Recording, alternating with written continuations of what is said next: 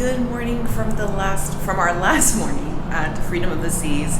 It's about 7:50. We're gonna go. We woke up and we're gonna go grab some breakfast. So it's changed. I think you go get breakfast and then you come back and you wait in your room for your disembarkation to be called. So we're gonna go get some breakfast and kind of show you what it is like today. It should be a very short video, but we were supposed to, I had thought Ryder was supposed to get tested within 24 hours. That was what the initial information. He's never gotten tested again, so it doesn't look like you're required to get tested to get off the ship, just to get on. Maybe if you're traveling internationally, maybe there's a requirement there, but we didn't have to do it. So he didn't have to get tested. At least I didn't get any notice about it. And now we're gonna go grab some breakfast. So we're at breakfast, we got some breakfast, get the light over here. So we got some breakfast. Once we were walking up, it was 7, just before 8, and they've already called groups 1 through 10. We are group 21 of 30. I think they started calling groups at 7, so that puts us at about 9:30. That's kind of what we expected. Which is good, because I think my husband is gonna aim for 9 o'clock, or 9:30 to pick us up. So we'll see, but, so far it's been seamless. Breakfast was pretty much everything that they had offered the last couple days, so it was great. And now I'm gonna have some breakfast and a lot of coffee. And Ryder got his bacon. Are you happy? Yes. Yep. Bacon and a waffle, sausage. And we're gonna try and see if he likes French toast today. Ryder, what did you just tell me? I love you. Yeah. You did remember this cruise. You hope I remember this cruise? I will always remember this cruise. It was so special. You're the best. So it is 8:40. We finished breakfast, and when we got out, they had already called our group. So they're at group 22 when we walked to our room. So kind of put up together. My husband was still sleeping. Don't know how long we're going to be waiting at the port, waiting for him. But yeah, so just keep that in mind. 20, if you're what group you are. There's only 30 groups, so all 30 groups should be called by 9. We're headed out now, but yeah, it's been pretty seamless so far, and no one has said anything about a COVID test. So I guess that's it. I don't know. Maybe we'll find out. I'll keep you updated. So my husband made it. He picked us up. It actually wasn't too bad. Getting off the ship was super easy. I mean, obviously there's not that many people. There was a porter there waiting. Our luggage was easy to get. I told you. And now, so he was able to pick us up. The only thing was the porter put us in the wrong section, so they actually put us where the Uber area was, and so they kind of detoured my husband, but he was able to get us and pick us up, obviously. And now we came to my husband's mom's house, and they're doing Legos. Say hi, Carmen. Hi. So we are doing Legos from, these were my husband's. My mother-in-law saves everything. So this is police headquarters Legos. I want to see the year on this. Is there a year on here? Let's see. Is there? I don't know, but this kid has like 1970 hair. Oh my God. Oh, 1975. Look at that. October 1975. This is older than me. It is older than me. You gotta put this on the side. And then we also have a hospital. And let's see. Yeah, we're gonna build that. Yep, this one is October 75. Look at that. Amazing. So overall, it was a great trip. I'm gonna do a recap. So I'll probably do kind of a recap at the end of this video and wrap it up. But getting, on the ship and off the ship was super easy. Everything was just fantastic. So I am back, and I actually just edited the part that you just watched, and so I actually have makeup on. I didn't realize how pale I looked with this dark lipstick. I had packed all my makeup, but that's kind of why I looked a little weird, because I had packed all my makeup except for like a really dark lipstick and a powder that was obviously too light for my face with a spray tan. But anyway, let's go ahead and get started with kind of a recap of the cruise. And I am recording this on the Saturday after I got back. So I got back on Monday, recording this on Saturday. This will go up on Monday, which will actually be my 45th birthday. So happy birthday to me. And also I will say I just hit 4,000 4,000 subscribers, which is not a lot, but I'm very proud of that. I've gotten to 4,000 subscribers in about 15 months, so quite an accomplishment. So I'm very happy. So thank you for all of you that have subscribed up until now. And I did get a lot of subscribers through this cruise. So hopefully you will continue to watch these videos. I am headed to Las Vegas in a week and to Disneyland after that. So a lot of stuff coming out. But let's get ahead and talk about the freedom of the seas.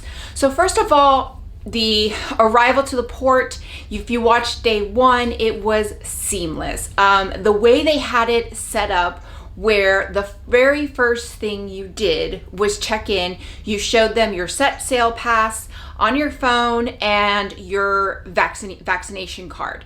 I showed my vaccination card. I got that like rubber purple bracelet that you might have seen.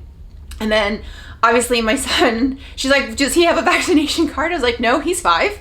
And so they just kind of geared us to the line to take the test. So that was before we did anything, before we went upstairs, went through security, anything else, we went and did his test. We got there at 1:40. He was taking his test at 1:50. Now I did pre-register. You pre-register for your test. You give him your email. You do all of that. Once, if you pre-registered, it's so seamless. Like within 10 minutes, he was taking his test.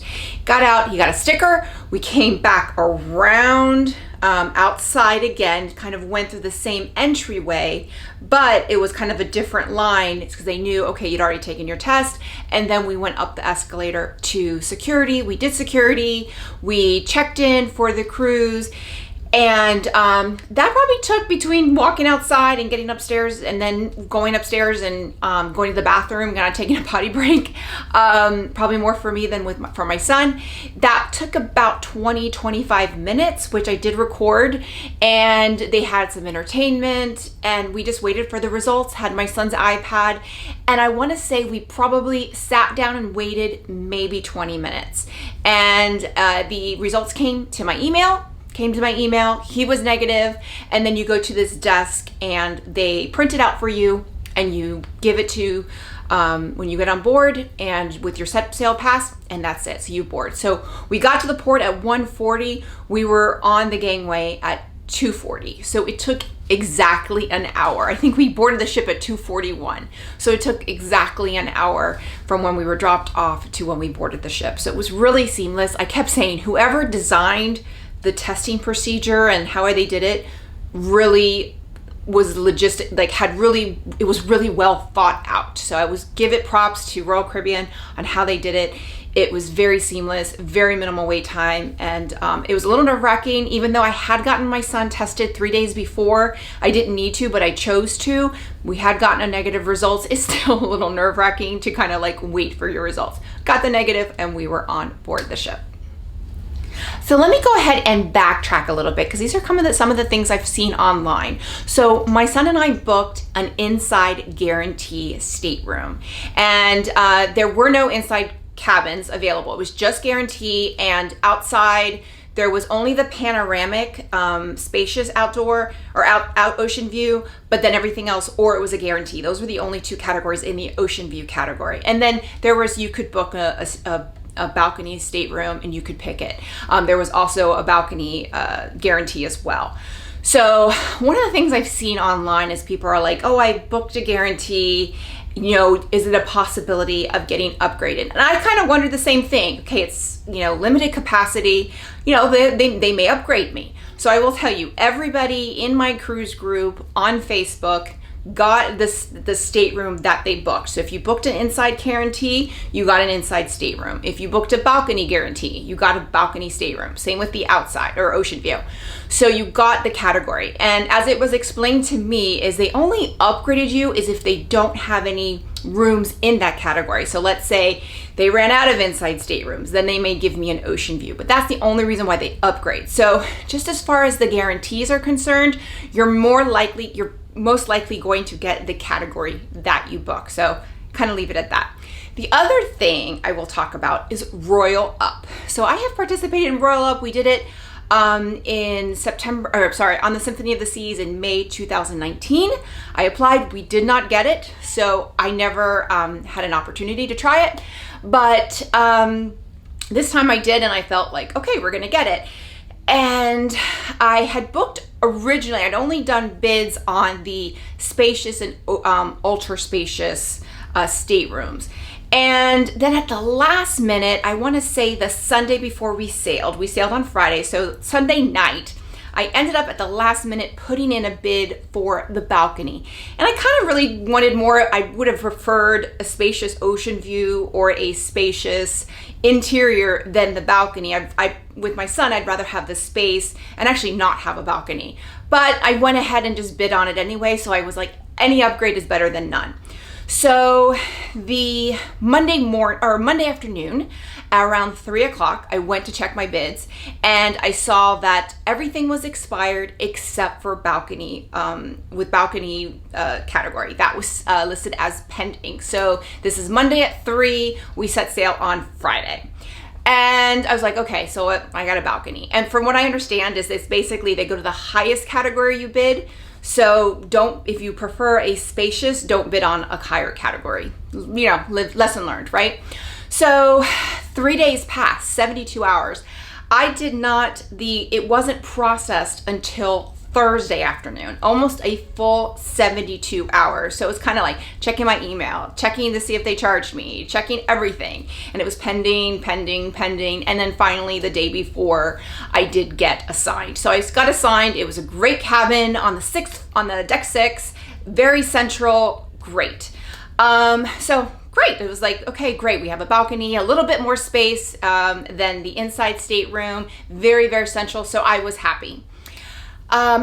Fast forward to when we get on the ship, I noticed, and if you saw my room tour that I posted of room 6626, this stateroom, while it did sleep 3, it didn't have a pull-out sofa. It had a chair because it was a connecting stateroom, so it didn't have a pull-out sofa, but it had a Pullman. So my son was afraid of the Pullman. He's afraid of heights, so am I. So he was afraid of heights. He was not going to sleep on that. The other alternative was to split the king into 2, but again, I kind of didn't want to do that. I kind of wanted just to have my own space. You know, there's that separate space. And as a parent, I wanted it to be a little bit relaxing. Having him sleep in the bed with me, if you have kids, I wasn't going to sleep for 3 days. So I wasn't sure, and I was like, well, the ship's not full, so you know, maybe they can move me, maybe there's an option. What could they do? So I went down to guest services right away, and I inquired as far as, you know, is there a cot? Could you move me to a stateroom that has a pull-out sofa? Could you move me back to my original interior stateroom that did have a pull-out stateroom? You know, it was just kind of give me some options. And they were fantastic. They were like, look, we have to get everybody on the ship first. We're going to escalate this. And they asked me what my option, what was my desire to do it, and I said, look, I don't really care. And I also said I can make do. Like, I can make do. I can put some cushions on the floor, anything. But if they could move me or bring in a cot, that would be better. And they were fantastic. They said, we'll call you. So usually during that time I unpack, but obviously I couldn't because I kind of felt like they were going to move us. That's kind of the impression that I got. And went to dinner, everything, and took my son to the kids club. We had sail away. And then when I got back to the stateroom, I had a call, and they said, we have a room for you. Do you want to see it? It has a sofa bed. And I said, no, if it has a sofa bed, I don't need to see it. And went over there, and they had upgraded me to a junior suite. So what I would say is that was wonderful. It was amazing. I was so thankful that they were able to do that for me, and it was just like beyond gracious. But the whole point of the story is I don't recommend that, and I will think twice now about doing RoyalUp, because it's not so much you don't know where you're going to end up on the ship, is you don't know what kind of staff. I did not realize that some staterooms didn't have a pull-out sofa. You know, that was naive of me. I didn't realize that there was those types of staterooms. So, you know, that's the risk you take with RoyalUp. And so I think, will I do RoyalUp again? Yes. but I will bid on the categories that I know what I'm getting. I will bid on a junior suite. I will bid on, you know, a spacious or ultra spacious stateroom. I will bid on those types of staterooms, not just a general balcony where there's so many and you really don't know what you're gonna get. So, and then like I said, with the RoyalUp, from what I understood, is that it basically goes to the highest category, because I actually bid more on a spacious interior than I did for the balcony, but since the balcony is the higher category, there was staterooms, they go through that way first. So live and learn with RoyalUp. I learned my lesson. It was a hard lesson to learn, but it actually paid off for me because we got upgraded. But again, I don't recommend going that route. Okay, so next up, we're going to talk about the Adventure Ocean Club. So there at Adventure Ocean, it goes 3 to 5, and then I believe it's 6 to 12.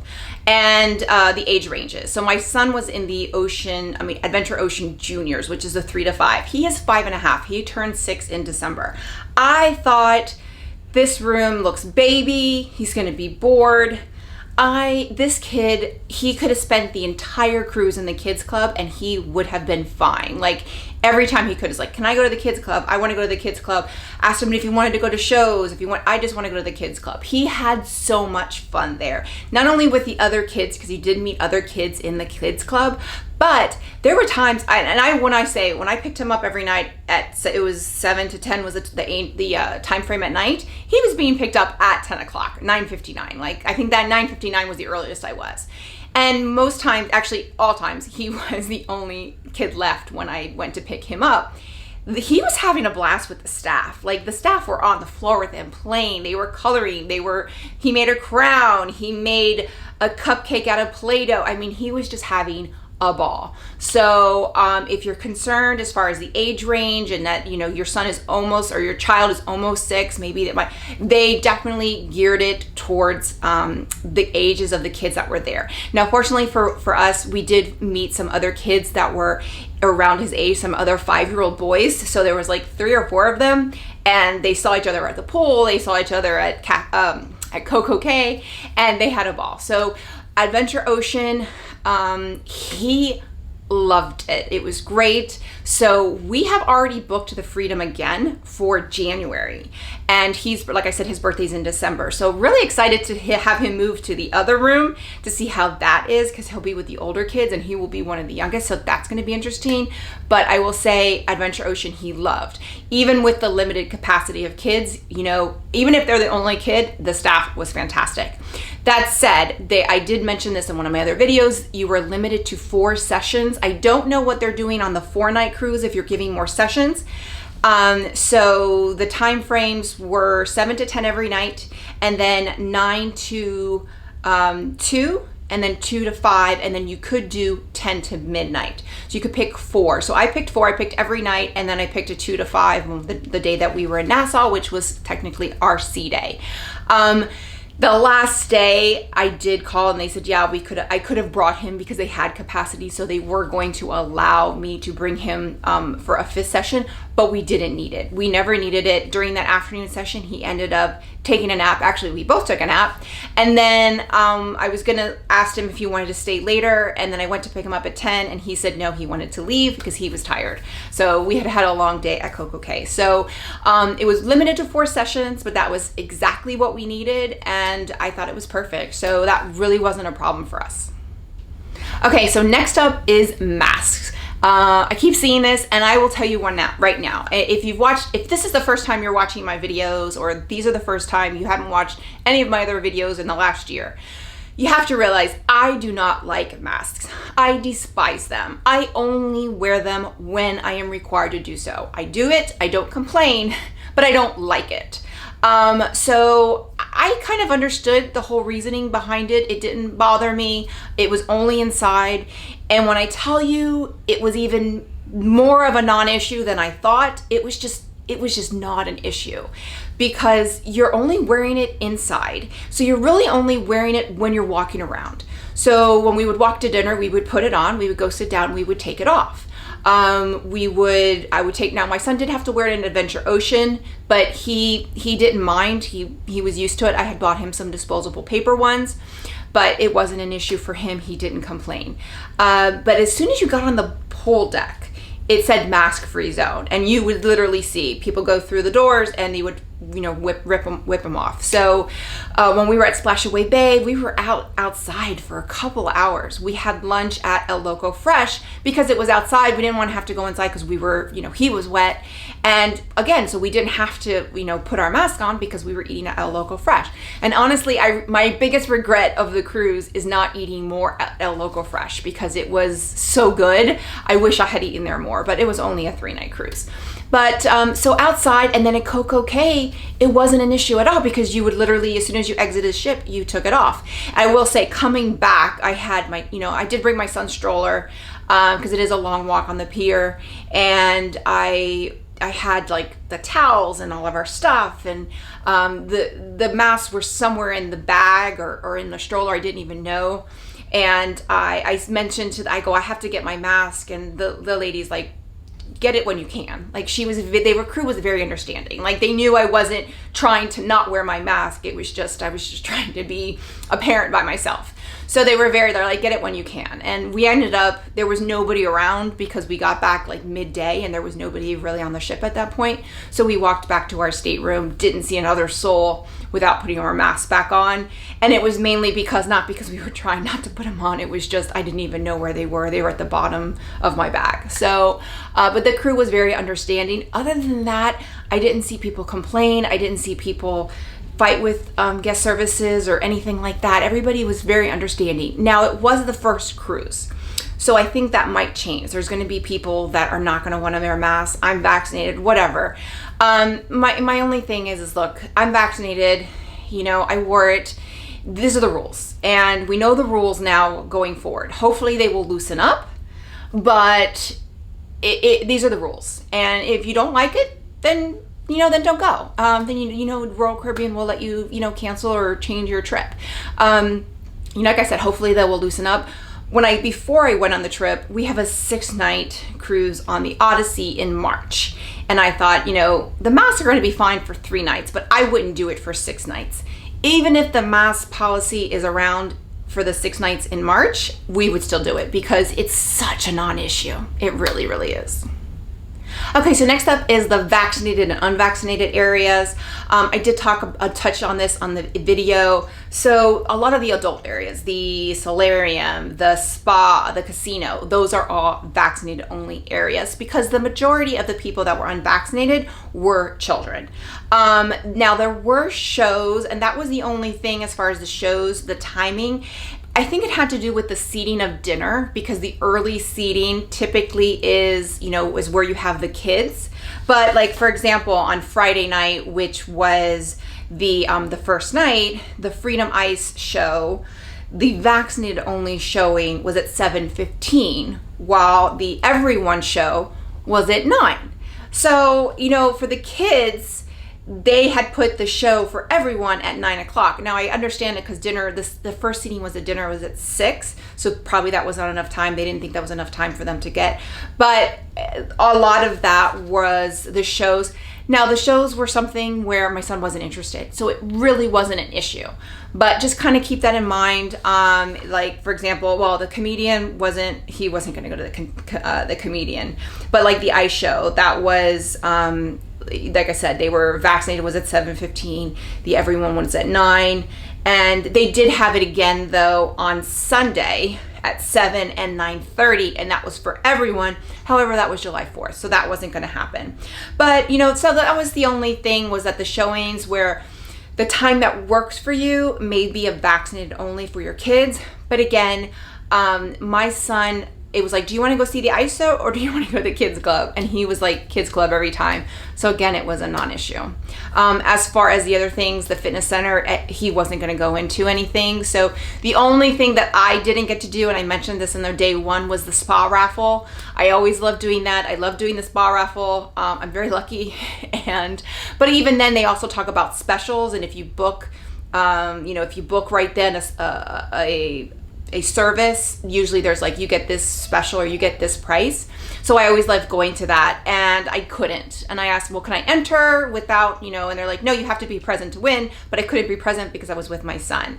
So, and the raffle was held in the fitness center, and the fitness center isn't always vaccinated only. There is 2 hours a day where it is open to everybody. So I think that's something that they should revisit. Again, it was the first cruise, so I understand. Maybe they've changed it already, I don't know. But I think that's something they could revisit because it really limits parents who may want to attend. Now, you would just have to split up the family, but I don't know. I think they're doing themselves a disservice because it's like people like me, I just never wanted to go back. At that point, I was just like, you know what? I'm not going to give them my business. So it just left a, kind of a sour taste in my mouth. I understood it. I understood why, but I think it's something they probably should revisit. So that was the only issue. Other than that, it really was a non-issue. Now, as far as the Diamond Lounge is at 50% capacity, but the ship is right now like 25-30%. So I went to the Diamond Lounge. I never was denied entry. So I went there every night. I enjoyed it. I actually got to talk to a lot of staff there. So I really enjoyed spending time there. But if you are Diamond or above, you don't have to go there for your free drinks. They will put credits on your CPass card, and basically you got 4 drink credits. If you hear screaming, that's my son. You got 4. If you were Diamond, you got 4 drink credits on your CPass card. Diamond Plus got 5, and Pinnacle got 6. So I never ran out. I never had to pay for a drink. I was told that the drinks were available on CocoCay. I did not try. I was alone, so I needed to parent and not drink. So I didn't get to try to see if it worked, if it was valid on CocoCay. I heard it did, but I cannot verify.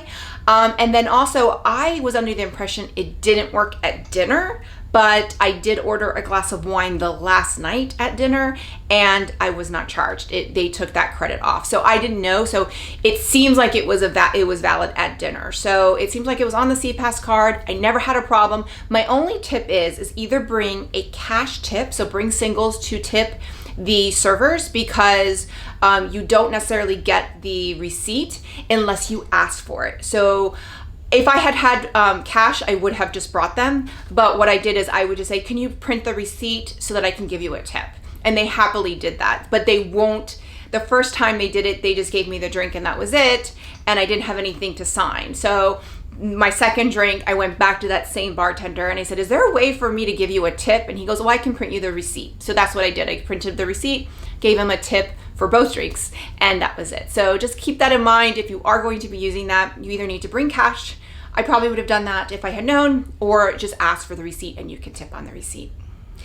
And if you watch my day 2 video, you will see that there are limited hours for Splashaway Bay. It was open from 10:30 to 1, and then from 4 to 6 every day. That ended up being enough time for us. We got there, we actually had only planned to do it on Nassau. That was our sea day. And we got there, we opened it up. We were there at 10:30 when it opened. We didn't realize it didn't open until 10:30. I didn't check the app. That was my fault. But it did open at 10:30, and we were there till almost close. I mean, I think we were there for a good 2 hours. I think we headed back to the room around 12:30, 12:45.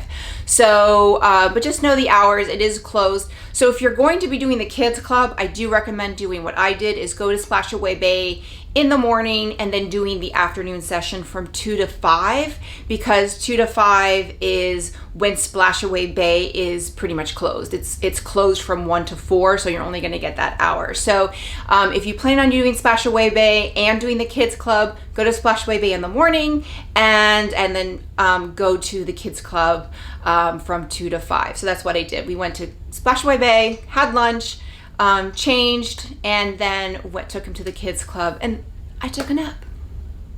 Another question I got a lot about is CocoCay, and people were like, oh, but they charge for that, and everything, they charge for everything. So everything you saw me do, or us do at CocoCay, was free. There's very few things that cost, that are like areas. So the water park, that is an extra charge. The Coco Beach Club, I think it is an extra charge. And then everything else is kind of like what you see on every other island. The cabanas, the zip line, the air balloon. Those things are extra charges, but those are similar to what you see on other lines. So that's not, I think there's this misconception that A lot of the areas you have to pay to get into, but the little Splashaway Bay on the island, actually the big Splashaway Bay on the island, that's completely free. That pirate ship that you saw at the beginning, that's also a playground. I'm not a big fan of it because it's like there's water, but there's not that much water. So my son played on it the last time, but he didn't really enjoy it. So I would skip the pirate ship and go straight to Splashaway Bay, but that was completely free. The height requirements on those slides, like I said, are 36 inches. The height requirement on the ones on the ship, the bigger ones on Splashaway Bay, are 42 inches. And then they have that area. I mean, it's fantastic. And then you have the skipper's grill in between that and the harbor beach. And we didn't do harbor beach last time. We went to Oasis Lagoon, and Oasis Lagoon is great if you love a pool. It's zero entry. We had a great time. We were able to swim up to the bar, get a drink, and we had our son in a little floaty.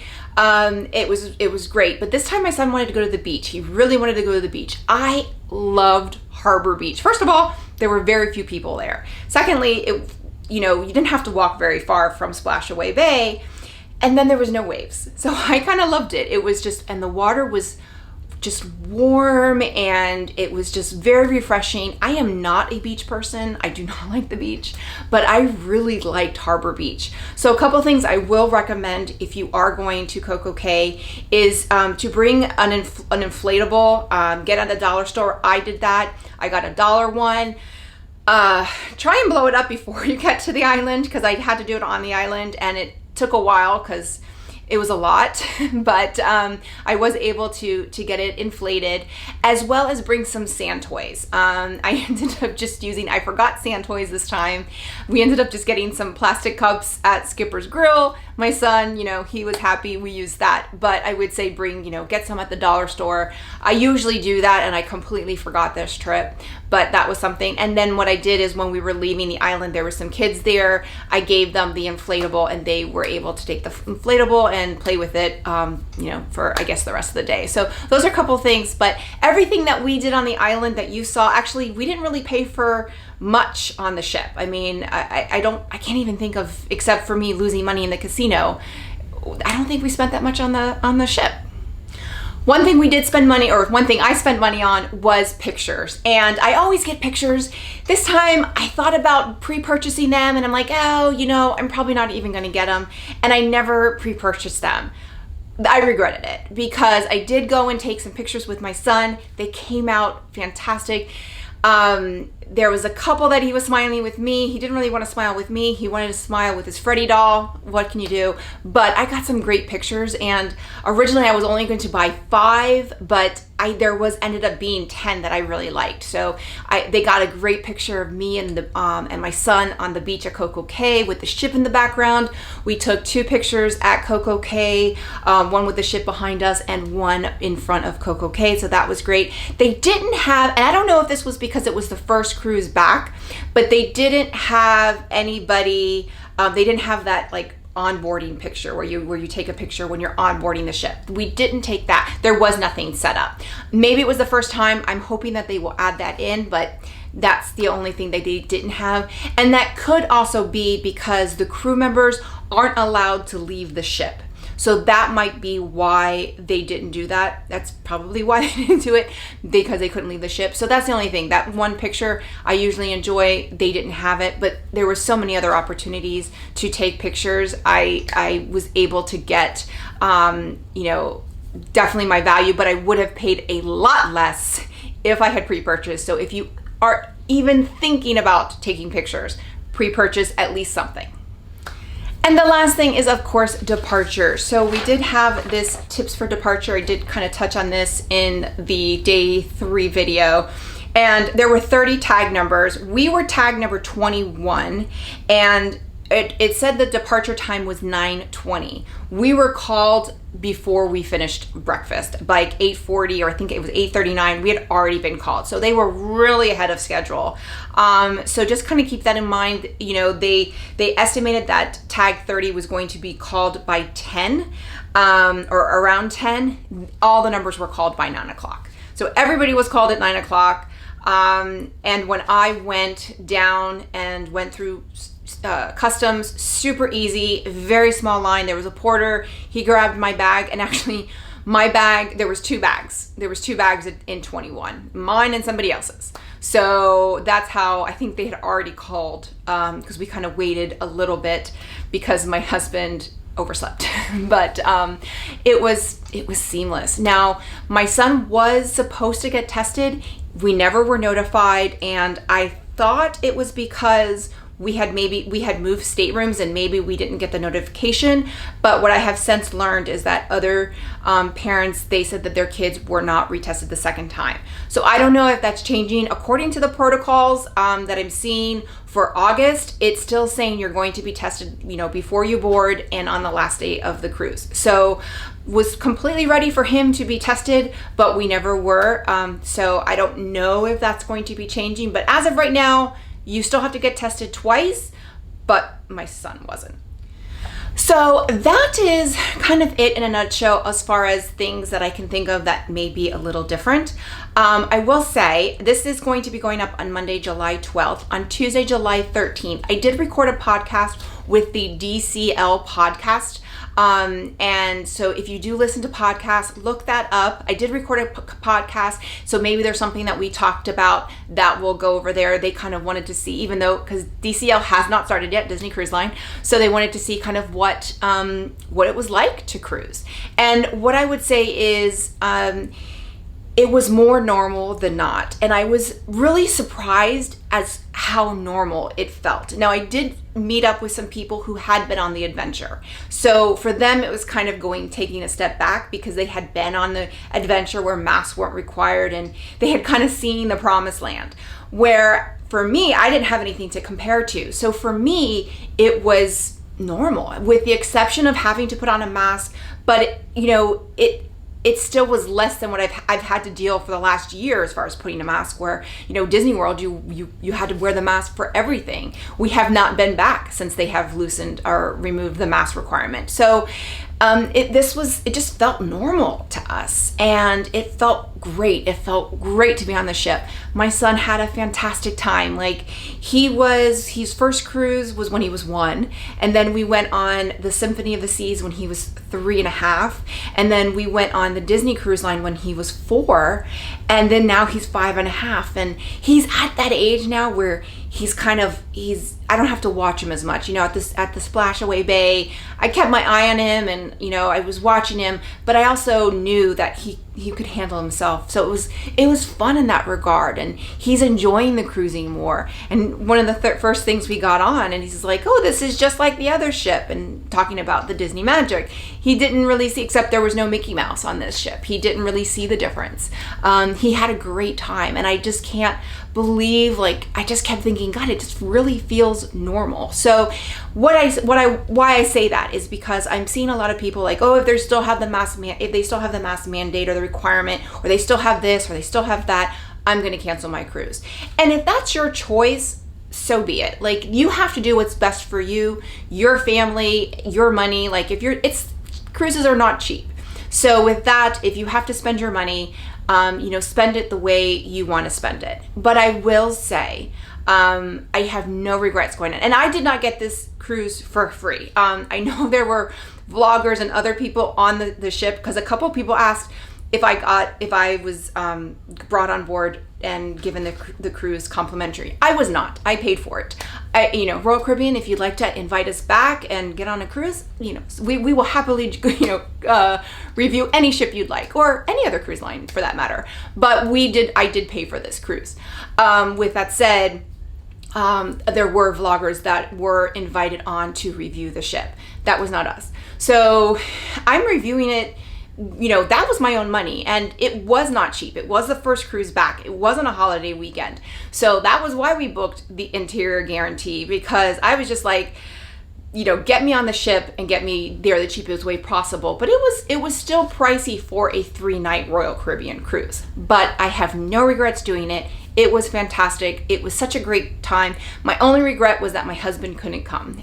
He wasn't able to get the weekend off on such late notice, and I regret that he wasn't able to join. But we had a great time, and it was such a special trip with my son and I. So in a kind of a way, I kind of don't regret my husband not attending, because I got that special time with my son. But if you're thinking about cruising, or you're unsure, really kind of weigh the options and watch my vlogs, like see how it was, because I really didn't wear a mask that much. It's very minimal. And other people in my group on Facebook from the cruise, there was one guy, he said, I'm an anti-masker. Like, I am anti-mask, and it didn't bother me. So that was kind of the consensus, where it really wasn't that bad, because you only had to do it when you were inside. So with that, if you like this video, click like, click and subscribe. That way you get a notification every time I post a new video. If you have questions, leave them in the comment box below. I tried to cover as much as I could. I do try and answer the questions as much as I can. I will be traveling a lot the rest of the month of July. So if I don't respond right away, I will try and respond at some point. But I am answering questions, so feel free, ask any questions you want below. And then if I have a follow-up video, I will also answer those questions in that. But I will say, if you want to know how much I loved it, we already booked another cruise. We have booked the Freedom. We were booked on the Odyssey for March. We have booked the Freedom again for a weekend in January. So we are going, this time my husband's gonna come along, but we have already booked another cruise. And this time I did learn we booked a spacious ocean view. So I picked my cabin, we got a spacious ocean view. Not gonna have the same issue as before. But with that, thank you very much, everyone. Bye.